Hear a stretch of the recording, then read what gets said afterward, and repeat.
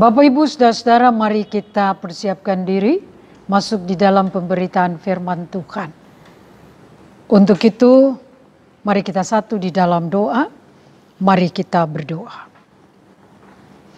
Ya Bapa Surgawi, dalam Kristus pengasih, karuniakanlah kami Roh Kudus yang memimpin kami mendalami segala kekayaan firman-Mu dan melakukannya dalam hidup beriman. Amin. Disilakan sidang jemaat berdiri untuk mendengarkan firman Tuhan yang dibacakan dari Alkitab sebagaimana tertulis dalam kitab Amos pasal 2 ayatnya yang keempat sampai dengan kelima. Demikian firman Tuhan. Hukuman atas Yehuda.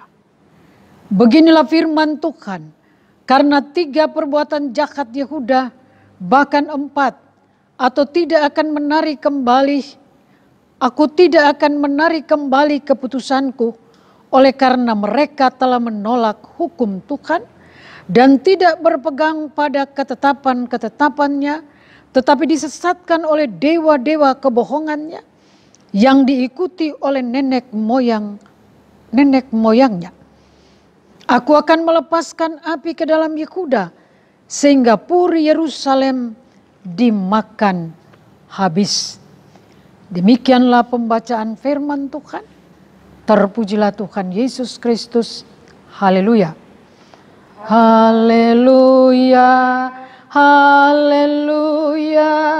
Nama Tuhan terpujilah. Haleluya. Haleluya. Nama Tuhan terpujilah. Disilakan sidang jemaat duduk kembali. Salam Bapak Ibu Saudara-saudara. Dari dalam pembacaan firman Tuhan ini terangkat satu tema perenungan.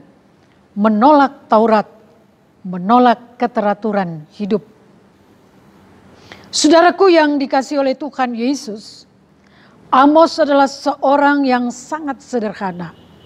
Seorang penggarap kebun anggur, juga peternak domba, dan pemilik kebun arah. Amos ini berkebangsaan Yehuda, berasal dari Tekoa, 20 km di sebelah selatan Yerusalem. Allah memanggil, mengutus Amos, memberi tugas kepada Amos untuk mengatakan kepada Yehuda atau memberitahukan Yehuda bahwa Allah akan menghukum mereka. Allah menghukum mereka karena mereka telah melakukan dosa yang sudah melebihi batas. Itulah sebabnya Tuhan Allah mengirim api untuk memusnahkan Yehuda.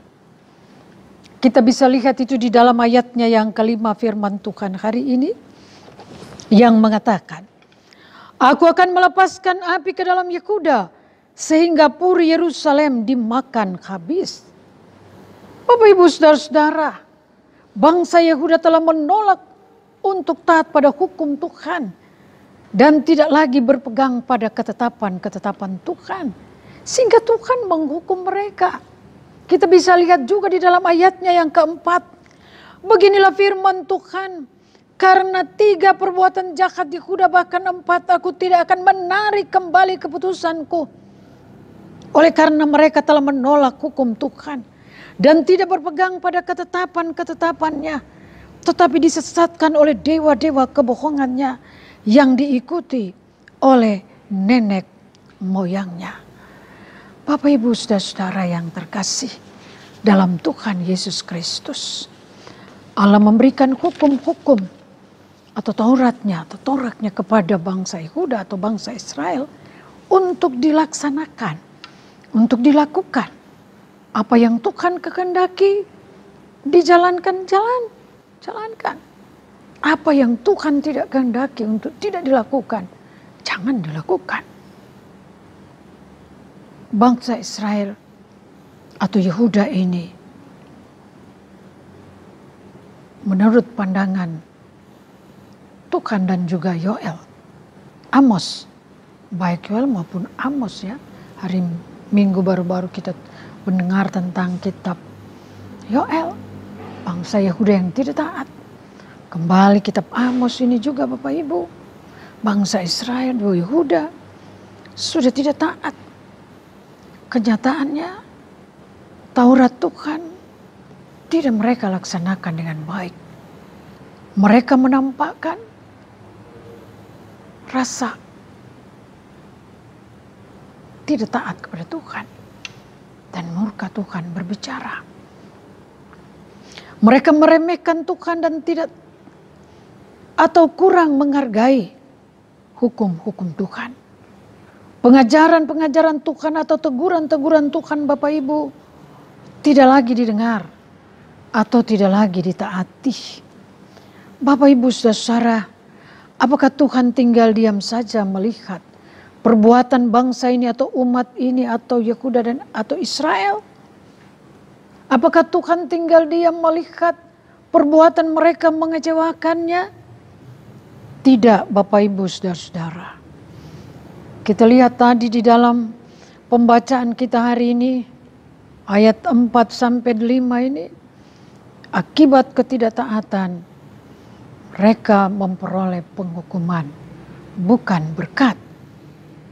Penolakan mereka terhadap hukum Tuhan Allah, ketidaksetiaan mereka untuk mematuhi ketetapan-ketetapan Allah, juga karena mudahnya mereka disesatkan oleh berhala-berhala di sekitar mereka, maka mereka harus siap menerima penghukuman Allah. Bapak Ibu saudara-saudara yang dikasihi oleh Tuhan Yesus, kitab Amos ini khususnya pembacaan hari ini begitu tegas mengingatkan Bapak Ibu dan saya atau umat Tuhan. Pertama-tama, setialah beribadah di hadapan Tuhan ketika kesempatan hidup dan beribadah itu Tuhan berikan. Lakukanlah semua pengajaran-pengajaran Tuhan dengan baik. Hargailah peringatan-peringatan yang Tuhan berikan. Dan jangan pernah meremehkan kuasa dan kasih Tuhan. Karena itu Bapak Ibu saudara-saudara, ketika kita mau diberkati oleh Tuhan, nyatakanlah perbuatan-perbuatan yang baik. Bukan perbuatan-perbuatan yang berbicara tentang kekeliruan, kesalahan, kejahatan, atau yang tidak berkenan di hadapan Tuhan. Untuk itu Bapak Ibu saudara-saudara, janganlah kita ikut-ikutan dengan orang di sekitar kita yang menganggap bahwa persekutuan itu barangkali tidak terlalu penting. Akibatnya akan menjadi buruk dalam kehidupan kita. Di zaman Nabi Amos sudah jadi contoh untuk kita semua. Jangan kita ulangi lagi. Marilah kita mengasihi Tuhan lebih dari apapun yang ada di sekitar kita.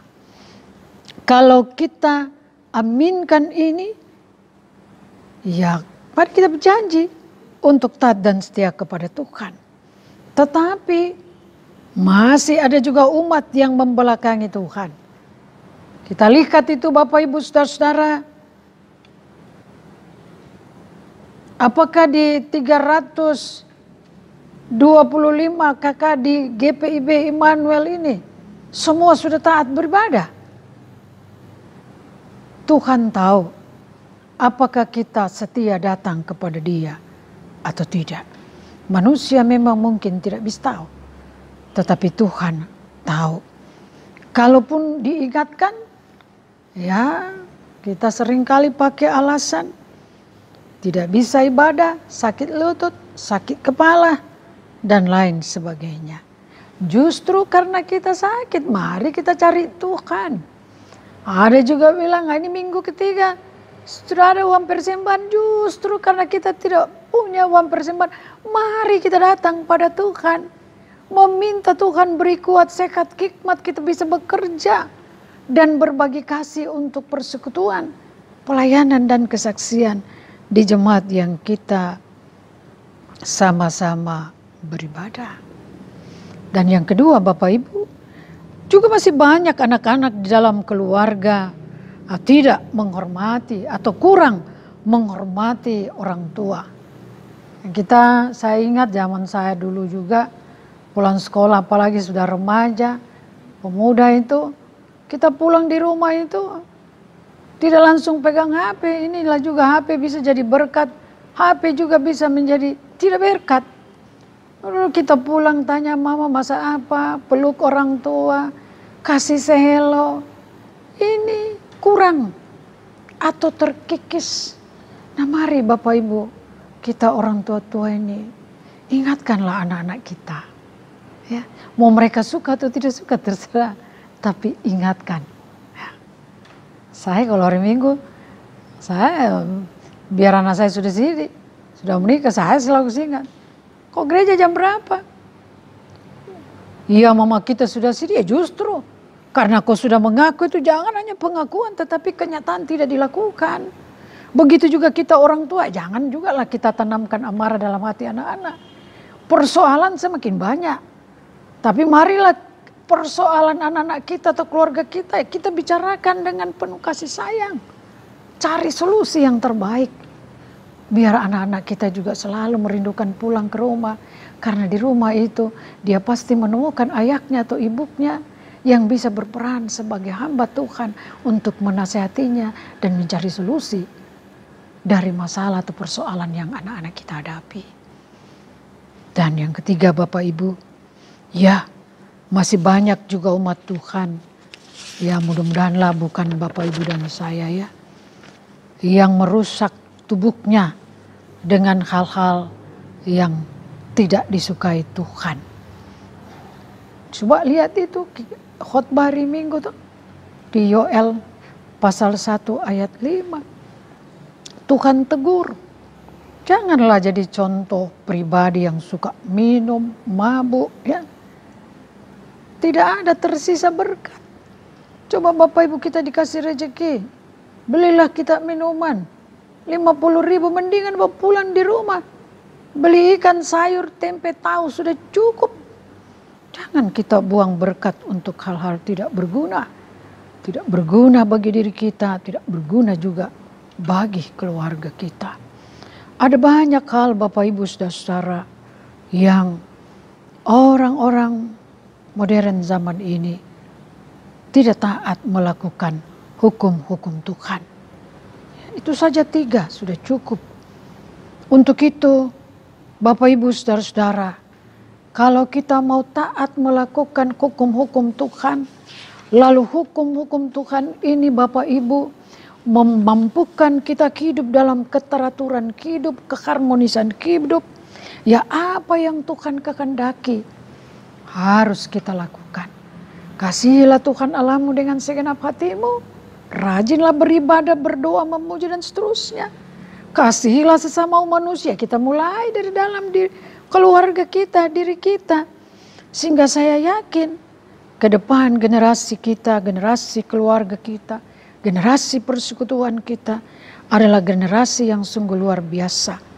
Menjadi berkat bagi dirinya, bagi lingkungan sekitarnya, bagi keluarganya, dan juga bagi persekutuannya. Terutama mereka akan mampu hidup secara baik, benar, dan teratur sesuai dengan Tuhan kehendaki. Ini firman Tuhan. Terpujilah Yesus. Haleluya. Amin. Mari Bapak Ibu saudara-saudara kita satu di dalam doa syafaat. Mari kita berdoa. Allah Bapa yang Maha Kasih dan Rahmani, ampunkanlah segala salah dan dosa kami agar kami boleh layak menyerahkan doa syukur ini atau syafaat ini ke dalam tangan kuasa-Mu. Terima kasih Tuhan. Hamba-Mu berdoa secara khusus untuk pelayanan hari ini. Biarlah pelayanan ini menjadi berkat bagi seluruh jemaat. Majelis jemaat yang bertugas, biarlah juga Engkau memberkati.